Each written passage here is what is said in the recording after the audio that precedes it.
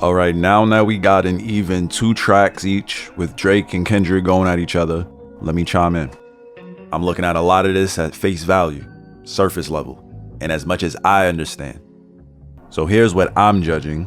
Lyrics, as in the disses / comedy, the facts, the replies, the insight into your own thoughts and feelings. Wordplay. It can't just be a diary entry or a news report. The diss track needs professional lyricism. It's got to be direct, some might say personal. Got to be clear who it's meant for and who's being talked about. Intelligibility, as in understanding the meaning of the lyrics, as well as being able to hear the lyrics clearly. I want to Google lyrics as little as possible, me personally. And if most people don't get a bunch of punchlines, then what are we doing this publicly for? Send the other dude a text or email instead. Here's what I'm not judging. Music production or music theory, because it's about the message and the impact of the lyrics. This means I'm not really focusing on the beats, the flow, because it's about the message and the impact of the lyrics. Style, for instance, Kendrick would win just on energy, and I can't expect Drake to go outside of his rap self. Stay true to you. And creativity. This isn't about a show, really. This is all being done to destroy, to kill a dude. You're trying to make it so that the next person that even thinks of stepping to you thinks again. So as I said, I'm not judging on those elements, but I will comment. Like That wins on beat. Hard, solid sample, upbeat, energetic all the way through. Props to Metro Boomin. But don't forget to give Kendrick credit for choosing that beat to get things started. A lot of times artists just credit themselves as a producer on a track when all they really did was pick it. But when you pick it well and when you actually get a hit out of it, you deserve the shine. I don't love the drop and gimme 50 beat. I don't love the tailor-made beat, but at least it's kind of hard. Even with the 2000-ish vibe, it wins on being the best beat to rap to though. It's not a fast tempo, plenty of space in between the snares to get thoughts off. Euphoria is a medley of 3 beats. I can appreciate that move. I'm not looking for a Broadway musical though. But why not use different beats if you need to get into different mindsets and flows? I love the Teddy Pendergrass sample for the intro from the song You're My Latest, My Greatest Inspiration. I'm a fan of bright chords, major 7ths, 9ths, good stuff. The second beat in the middle is hard, but it's just dated. It's too early 2010s. And the last beat is more late 2010s. I don't know if Kendrick did it on purpose, but he went chronological order musically on the whole track, starting with the 80s into the early 2010s and then late 2010s. Kendrick is the GOAT at using different voices. His range is elite as a rapper. Not to mention he approaches a lot of songs as a singer, very melodic. I don't love him ODing on the sing rapping though, but I respect it. I understand it does take talent to do that effectively, especially at certain tempos and on particular beats. Drake is the GOAT at rapping like he's speaking. It's just like a conversation with you. It's not a musical thing with him. I dig that. Hard to imitate. Drake loses points on his cadence though. It's a little too predictable and he's low energy in general, to me. Of course, Drake wins on creativity, just with that tailor-made track. I'm going in order of when I heard these tracks. So I'm gonna look at this whole diss series line by line and consider that I've already heard everything. Now I'm just reading it almost like a book or a script. Like That, the first shove of the whole beef, get things started. DOT, pretty much the first instance of calling out Drake directly. And here we have the introduction of calling Drake out for being too mainstream and out of touch. As Kendrick mentions, the money, power, respect. The last one is better, referring to respect. Niggas clicking up. That could be looked at as the first trace of featuring J. Cole in this whole thing. And in case you weren't sure, Kendrick suggests first person shooter. He also considers that track as a sneak diss. The next shot at Drake, Prince outlived Mike Jack, as in Michael Jackson. If you're not clear on this goes back to the whole Prince and Michael Jackson debate. Most people believe that Michael Jackson is the greatest, and in his closest contemporary, if you want to call it that, was Prince. In terms of overall appeal and talent, Michael Jackson was more of the mainstream guy, sold all of the albums and records, had all of the sales, all the albums and singles. But if you were on Prince's side, you believed he was more of a musician and a better artist. You might have even preferred his style of singing over Michael's. Kendrick's just saying that Prince is the one that outlasted Michael Jackson, despite looking at sales and overall acclaim. And then just to top it off, and all the dogs reference, which obviously Drake is known for, Kendrick's like, that's a K with all these nines. You gonna see Pet Cemetery. Great line, let alone a great closer. I give Kendrick an A+ for this one for a handful of reasons. I think level of difficulty to start the beef, to be clear but not so heavy-handed, very subtle at first, and then made it known what he's talking about and who he's talking about. He did this on somebody else's track. It was buried within the track. He didn't really care about what people might feel, or is this the right venue? Is this the right time? Kendrick got to business, went right at it. And then extra credit for the beat. I'm not including that in the grade. It's just, I think it's a great bonus to do this on such a beat. Dropping Gimme 50 was next in the timeline from Drake. A solid swing to start. You gotta already know who he's speaking to, seeing as Drake doesn't mention a name yet. But if you know, you know. It's clearly to Kendrick, mentioning that Drake basically gave him his first #1. Nice chess move. And then Drake's doing a subtle cash talk, implying that Kendrick is not big outside of America, especially not in the way that Drake is. But that's nothing really to be ashamed of. I mean, who else is in the rap game? Tough on record in my city was Friend Zone. Drake saying that this is actually Drake suggesting that Kendrick is not being real. You're one way here and then another way over here. How you big stepping with a size 7 men's on? We got an attack on physical appearance here. Drake obviously saying that Kendrick is overall a small dude. And then we got the first indication of what the track title means. When Drake says Top told you drop Gimme 50 like some push-ups, referring to Kendrick's situation with Top Dog. So of course that's personal. Drake starts talking about some album history, saying that Kendrick's last one bricked, and then showing that he kind of feels a way about how he's portrayed as it relates to Kendrick. When Drake says that they make excuses for him because they don't like to see Drake being on top. And then Drake goes right back to the business talk, telling Kendrick to pull a contract and show the splits, as in the percentages of whatever, sales, royalties. And then Drake's just having fun with Kendrick now. He's a little warmed up. You better do the show inside the biddy, a play on gang talk, Bloods in particular, replacing a C with a B. Maroon 5 needs a verse, you better make it witty. Talks about the Swifties, Taylor Swift. So basically making it known that he feels Kendrick's got to do stuff just to stay relevant, just to make some bread. Drake throws in some more little guy talk. Sound like he said pimp squeak. Of course, the saying is pip squeak. I'm taking a point off if there was no double entendre to that. I don't see the impact in calling him pimp squeak. Maybe that's slang that I'm not aware of. I don't know. I know people say what up pimp and stuff like that, but I don't want to spend too much time on that. SZA, Travis, Savage got you wiped down. That's Drake basically saying Kendrick is washed, listing artists that's got it better than him, better situations. Like your label boy, you in the scope right now. You gonna feel the aftermath of what I write down.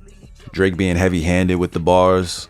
Clever overall, but at the same time a little cheesy. It's hard to describe. It's hard to get behind that sequence for me personally. I think those are throwaways. I'm at the top of the mountain, so you tight now. Just to have this talk, I had to hike down. These are kind of general bars. Filler, which I get it, I understand. You gotta fill in the bars. There's only so much you can say. And a track like this is so up-tempo, so by default, you gotta add a lot of things in to fill the space. So I get it. Just not in love with these block of bars in particular. Big difference between Mike then and Mike now. Drake giving attention to Kendrick's Mike and Prince lines. What's a prince to a king? He a son. Great response. That's A1 right there from Drake. Good job. Stepping back a line. Drake asking about the 20 versus 1. Referring to all the artists that's on their own versions of diss tracks. I could personally do without all of that. So I'm with Drake on that. Like one at a time, wait your turn, or don't be a bandwagoner. But I did need the line towards Metro. Metro, shut your whole ass up and make some drums. That's the line of the whole beef. And that's not even directed to either opponent in the beef. Of course, this is a shot towards Metro from stuff that's outside of Wax, off the record, literally. But that shuts everything down. Metro can't say a word after that. You gotta just laugh it off. Also, Drake threw a line in there. I get more love in the city that you from. That's a paper cut. You know, one of them small things that actually does hurt and affect you. And you could say that would be annoying if it is in fact true. Paper cuts are definitely annoying. Drake seems to be giving a whole section to The Weeknd. referring to his first name, Abel, referring to the 6, which for Drake is Toronto. Just a lot of time spent on the weekend. I'm not mad at it. I don't need it. Maybe on another song, but I respect Drake addressing things. That could be a diss in itself, saying that you're not even worth the whole track. Let me just get this off right quick. Drake with another hard line and personal. I'll be with some bodyguards like Whitney, Kendrick's girl, and then proceeded to call him a midget. We see Drake's thesis revolving around height. Might take your latest girl and cuff her like I'm Ricky. To me, that's a shot at Rick Ross and the whole situation of being a CO, working in the jail as a correction officer. Drake revisits giving Kendrick a hit, further saying that every hit that Kendrick has is because of him. Drake refers to like that, saying that that wasn't what started the beef. He's basically saying it's been started. Now it's just reaching ahead. And then Drake kind of alienates Cole a little bit, saying he don't care what he thinks. I'm not with any of the stuff you've been doing in the recent past. Drake continues his bigger thesis about Kendrick's business dealings. Sales aren't close, money's not close. Drake brings up Top Dog again. So I give Drake an A handful of memorable lines that really ups the grade. The fact that he replied directly to the shots that were fired at him and reiterated throughout the track to let you know that anything that was said in the track is not a fluke. Not a lot of solid wordplay from Drake on this, so that's what made him lose out on the plus. But solid track overall, regardless. The tailor-made freestyle was a little tricky for me, not because it's AI, but who Drake used for the AI. And I didn't mind the Tupac part. It wasn't Tupac that bothered me. It was Snoop. I don't like using AI of someone that's alive and well. Snoop is alive, so I'd rather just hear him on the track. It's a bad precedent. That really isn't a precedent. It's already been done. Drake's actually been a victim of AI. But regardless, I gotta be objective, take personal emotions out of this, and look at things for what it's worth on the face. With that said, I made sure to look at this as a Drake verse. Look at it as Drake is writing this. I don't think he used AI for the writing. I'm giving him the benefit of the doubt. Regardless of how people might feel about Drake as a writer and who might or might not be writing for him. So again, I'm just looking at it as Drake is Tupac here and Drake is Snoop here. So looking at this through the perspective of Drake's eyes, if he was in his mind Tupac talking to Kendrick. Just to sum it all up, is basically Tupac giving a motivational speech. Drake is telling someone else how they should come back at him. Same thing for the second verse. Drake is hypothetically speaking on behalf of Snoop. Hey Kendrick, don't let us down. We put this in your hands. West Coast needs you right now, specifically LA. And on to the verse that I actually count towards the beef. The other two were just like interludes to me, little skits. Decent perspective nonetheless. I like Drake's subtle piggyback off of the ending of the last verse, as if he's talking to Snoop. So the first 5 bars of this verse, I could do without, not really learning anything. It's not impactful, it's not hard hitting, it's not clever, it's not funny. Outside of the bow move, I mean, that's kind of funny. Like, he's on the clock already. I needed him to already get to it. Like, come on, you're wasting time, wasting bars, wasting beat. But bar 6, we get a shot. Drake bringing up an interesting point, saying that Kendrick's got to get out of the way because it's Taylor Swift's moment. She just dropped some music. But then Drake adds some flames on top of that, saying not only are you waiting for her to get out of the way, she also got to approve, which doesn't have to be true to be funny. That's a hilarious line. This girl really about to make you act like you're not in a feud. Nice continuation. She tailor-made your schedule. I don't like Drake being so heavy-handed yet again. Tailor-made, play on words. That's not elite to me. You out of the loop. That could somewhat be clever. I can't assume what Drake meant on that, but if I chose to take that as, oh, like sewing, loop or whatever, yeah, okay, that could be a little clever. Drake spending a lot of his introduction talking about business. Hate all you corporate industry puppets, I'm not in the mood. Since like that, your tone changed a little, you're not as enthused. How are you not in the booth? It feel like you kind of removed. So considering that this is what I heard second, and I think most people heard this track second, keep in mind that it's essentially Drake reflecting a little further, specifically talking about the time between his response to Kendrick and now, basically, that point in time. Kendrick hadn't responded yet. So Drake's kind of being a little childish on this part, saying hurry up and respond, what's up, hurry up, which to me I don't really like, because it's like you're creating drama that's not really there. Like, what's the rush? Like, it really wasn't even a lot of time. I don't think it was more than 2 months since like that. Drake's just sounding like the fans right now. And I don't fully mind that, Because yeah, I want to get back in it too. I want to hear what you got to say so I could get back in the booth. I get it from that perspective. But part of this is my whole problem with Drake's reply here. It's too much, hey, we're in a beef. Hey, look, we're rapping about each other. Hey, look, I'm coming at you, you coming at me. I'm waiting for you to come back. Like, it's too much of that. Like, too much inside baseball, like breaking the fourth wall. Like, just stick to the jabs and hooks. Like, what are you doing? And then Drake overdoes the rant at the end where he's just talking to Kendrick, still bringing up Taylor Swift. I think that's enough of that. We can leave her alone. And then yet again, Drake's talking about the beef itself. I don't need that. I just want bars that's going to hit your opponent. And then with that being said, that whole track gets a C for me. Euphoria. Kendrick is basically setting up the haymaker. Starts it off politely, just sort of recapping Drake's moves. I think his first jab was the line, fabricating stories on the family front because you heard Mr. Morale. Basically saying, you're getting your assumptions and what you think are facts from my material. You're not really doing research. You don't know what you're talking about. Immediately after that, called him a master manipulator. You got the alliteration right there with the M's. And then I can smell the tails on you now. Throwing a quick couple of words that rhymed in that line. The first pinch at Drake and his racial identity starts with the Tommy Hilfiger line. Tommy Hilfiger stood out, meaning this white guy stood out. But FUBU, which is a black brand, for us, by us, never had been your collection. Super poetic way of sending a not so subtle shot at Drake. Then he goes on to attack his music, very next line. I make music that electrify him. You make music that pacify him. I take Kendrick as saying he's an activist, basically. Drake, you're the opposite of that. You try to keep things peaceful and status quo. Kendrick revisits the master manipulator line, so you know that's on his mind and how he truly feels about Drake. You can look at that as Kendrick's thesis. And he ends that section saying, don't tell no lie about me and I won't tell truths about you. And he ends that section basically suggesting that he has some details on Drake that Drake might not want to be known. We get into part 2. Next section, beat change number 1. Kendrick just sort of updating him on where he's at in life, where he's been recently. And then he gets into coming at Drake for sort of being out of touch, specifically suggesting and essentially saying that Drake sold his soul. Kendrick, interestingly enough, for a brief second gets introspective, talking about some stuff he actually failed at, but the point was that he did those things to let Drake know like he's about that life, he's really out here. Kendrick gets right back into the whole manipulation thing, saying how Drake is the type to act tough until toughness happens, and then he switches. Continues to just give more examples of how Drake fakes in his mind. Kendrick dances around some family stuff, not too direct, but clearly referring to Drake's family. Again, Kendrick getting introspective as it relates to him using a gun.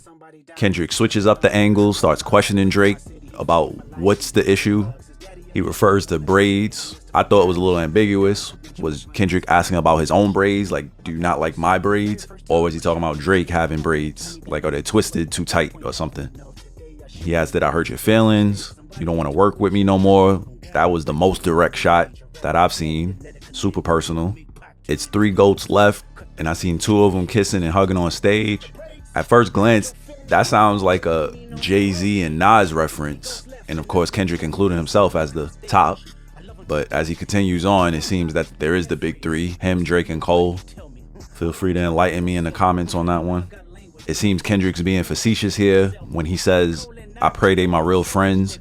Basically saying if they're not, then it is what it is. Kendrick taking up for Pharrell. He didn't like any smoke being thrown his way. And he throws in the clever line of F all that pushing P. Let me see you push a T. At least 2 entendres in there. The obvious one, Pusha T, being known to have defeated Drake in their beef. And of course, Pusha T could take a lot of this as you're saying that, oh, I'm not even close to you, Kendrick. Which I'll say it for anyone else. That's definitely true. But no disrespect to Pusha. He's just catching a light stray from a distance. Because obviously he has a connection to Drake. Kendrick goes into an instant classic rant about all the things he hates about Drake. He continues the manipulation and fake angle. How many more fairy tale stories about your life till we had enough? He continues with the racial identity shots. How many more black features till you finally feel that you're black enough? I thought this was one of Kendrick's most solid lines. I like Drake with the melodies. I don't like Drake when he act tough, meaning stick to singing, quit the tough guy stuff, which is ironic based on what I hear and actually what I even feel, because it's the opposite for me. I'd rather Drake be rapping, whether it's tough or not, and quit the singing stuff. I think Kendrick's first stumble out of the whole beef series is insinuating that Drake doesn't have a classic. I think that's kind of unanimous that Drake has classic records, but I can't critique Kendrick's opinion if in his mind Drake doesn't have a classic. That can somewhat make sense. Some more wordplay with let your core audience stomach that, then tell them where you get your abs from. Very heavy-handed by Kendrick, not subtle at all. Continuing the popular discourse that Drake has fake abs. And then this is where I'm saying part 3 begins, since the beat stops and the next beat actually interrupts Kendrick as he's already started the line. Headshot for the year, you better walk around like Daft Punk. Solid line, solid start to a section, saying that you need to protect your head. Obviously Daft Punk known for the helmets, hiding their heads, literally. Only you like being famous. Kendrick coming at Drake again for being out of touch. We revisit the hater rant. I hate the way that you walk, talk, dress. Kendrick's not letting up on that. Kendrick's very clear on what his message is on this diss track. Surprised you wanted that feature request. That's a personal jab. I even hate when you say the N-word. More racial identity talk. But this also adds a new spin to it, which I took it as saying that Drake kind of forces things. It doesn't seem natural. It's not so much that he's calling them fake or anything. He's saying it's not natural. It's like when people curse just to curse. You know, you hear that a lot in like stand-up comedy. Like it didn't feel appropriate, it didn't feel necessary. What did you throw that in there for? Specifically called it cringeworthy. Plus Kendrick saying that Drake is really just not fitting in as a whole. And then kind of gives him some love. Kind of shouts him out. You know, saying that he still loves when he sees success. Keep making me dance, waving my hand, and it won't be no threat. How could you not laugh at that line? It's such shade to come at Drake's style and some of his type of music. I love Kendrick's quick little throwaway lines. I ain't even bleed him yet. Can I bleed him? Bet. Like, who is he talking to? He talking to himself, you know, it's pretty funny. So like I said, quick little throwaway, which I'll call a jab. Immediately hits him with the strong hand hook. Next line. When I see you stand by sexy red, I believe you see 2 bad bees. I believe you don't like women. So really attacking Drake's manhood. I skipped over a few lines back where he's like, I'm knowing they call you the boy, but where's the man? Because I ain't seen him yet. So he's attacking Drake's manhood from different angles, saying that he's immature, but also that he doesn't present as a man. And then remember that this is a follow-up reply to Drake speaking on his business and finances.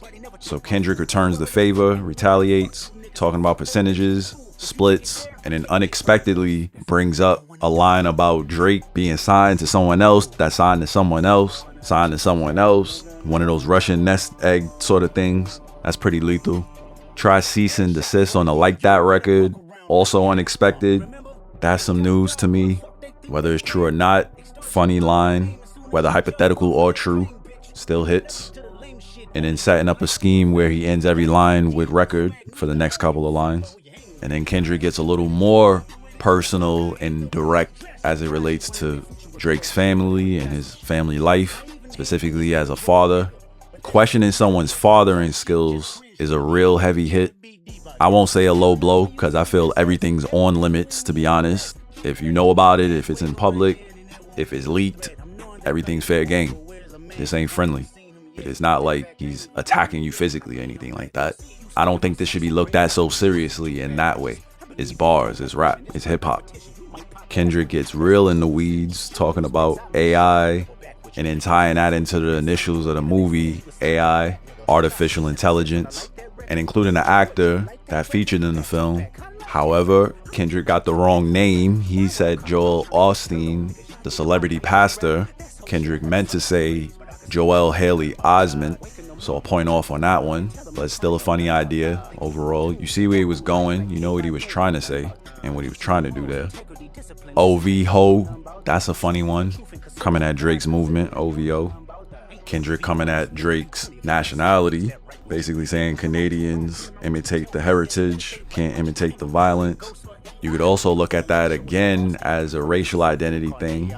If you look at it as a white guy imitating a black one, And this line is not even important really to the whole battle. I just liked it when he's talking about we could be on a 3-hour time difference, as he just addressed Drake hating the West Coast. The next 4 lines have a scheme ending in the word crody, which I actually had to look up. I'm in the language and linguistics, so I had to be in the know. It's basically Kendrick using Toronto slang for bro, like Brody. Kendrick throws in one more crody to the line, we can do this right now on the camera, saying that even though we got the world's eyes on us, I'm with whatever. Kendrick closing things out with another quick rant, ending with the F the industry theme again. There's also the outro, a couple of lines of we don't want to hear you say N-word no more. Kendrick revisiting that, and that's that for Euphoria.